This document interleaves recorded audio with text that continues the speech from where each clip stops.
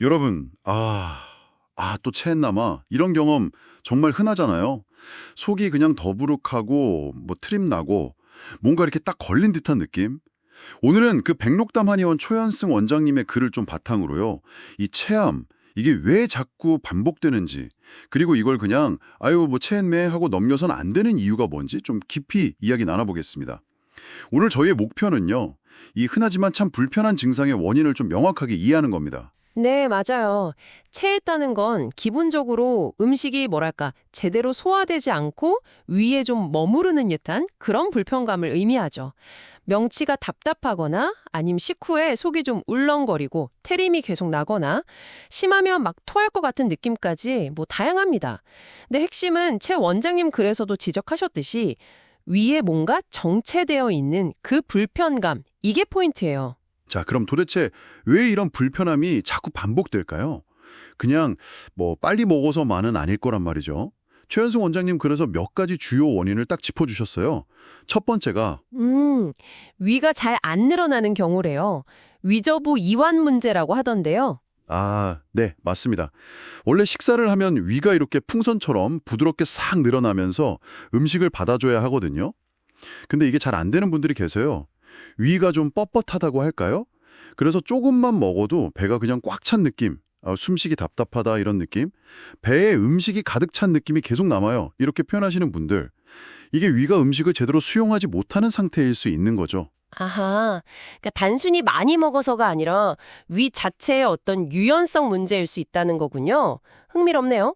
그럼 두 번째 원인은 뭔가요? 장으로 내려가야 하는데 이 위 운동이 느리면 음식이 위에 너무 오래 머물게 되는 거죠. 위에 계속 남아있는 거네요. 네, 그래서 몇 시간 지나도 배가 계속 더부룩해요. 아침까지 위가 남아있는 것 같아요. 이런 경험들이 여기에 해당될 수 있습니다. 이게 만성적이 되면 기능성 위장장애인일 수도 있고요. 위에서의 일종의 교통체증 같은 거군요. 세 번째 원인은 위가 너무 예민한 경우라고요? 이건 좀 의외인데요. 검사해도 괜찮은데 그런다고요? 네, 맞아요. 검사상으로는 위산이나 내시경 다 정상인데 본인은 계속 체한 느낌을 받는 경우죠. 위 자체가 되게 예민해서 남들한테는 아무렇지도 않은 작은 자극에도 좀 과민하게 반응하는 겁니다. 그래서 남들처럼 먹었는데 꼭 나만 체해요 하시는 분들이 여기에 해당될 수 있어요. 그렇군요.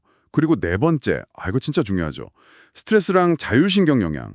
긴장하면 입맛 뚝 떨어지거나 속 쓰리고 소화 안 되는 경험 다들 있으실 거예요.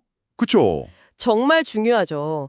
스트레스를 받으면 우리 몸의 자율신경계는 소화보다는 일단 긴장 모드, 생존 모드를 우선시하게 돼요. 그러다 보니까 소화기관으로 가야 할 에너지나 혈액이 다른 데로 간단 말이죠. 그러니까 몸이 소화에 집중할 여력이 없어지는 거예요. 당연히 소화가 잘 안 되죠. 몸이 다른 데 신경 쓰느라 바쁜 거네요. 그렇죠.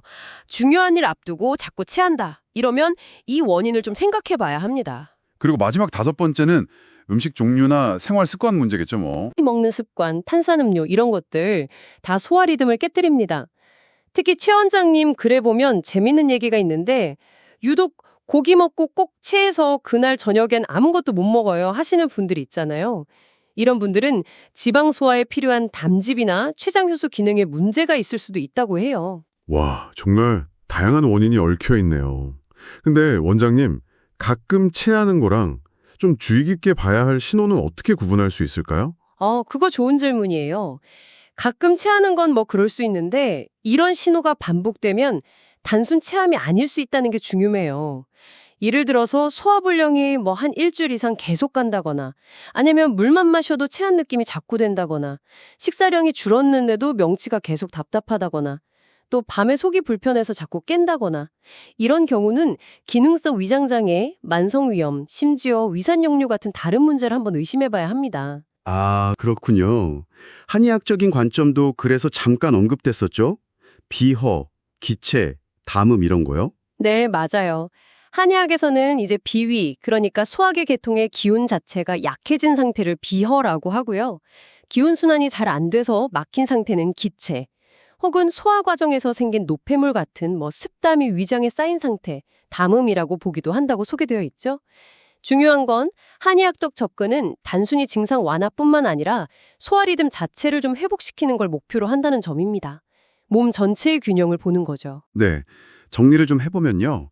이 체했다는 느낌, 특히 이게 자꾸 반복된다면 우리 몸이 보내는 중요한 신호라는 거네요. 그냥 오늘 좀 과식했네 하고 그냥 넘길 일이 아니라는 거죠. 이게 최 원장님 말씀처럼 일상의 질 자체를 떨어뜨리게 됩니다. 혹시 자주 체하는 분들이라면 오늘 저희가 이야기 나눈 여러 원인들 속에서 나의 패턴은 뭘까? 한번 읽어보시고 위장을 좀 편안하게 회복시키는 생활 구조를 고민해 볼 때인 것 같습니다.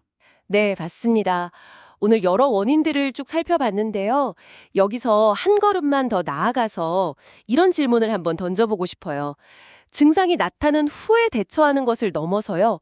오늘 언급된 원인들 있잖아요. 식사 속도, 음식 종류, 스트레스 관리 같은 것들, 이 중에서 여러분이 지금 당장 한번 시도해 볼 수 있는 아주 작은 습관 변화는 과연 뭘까요?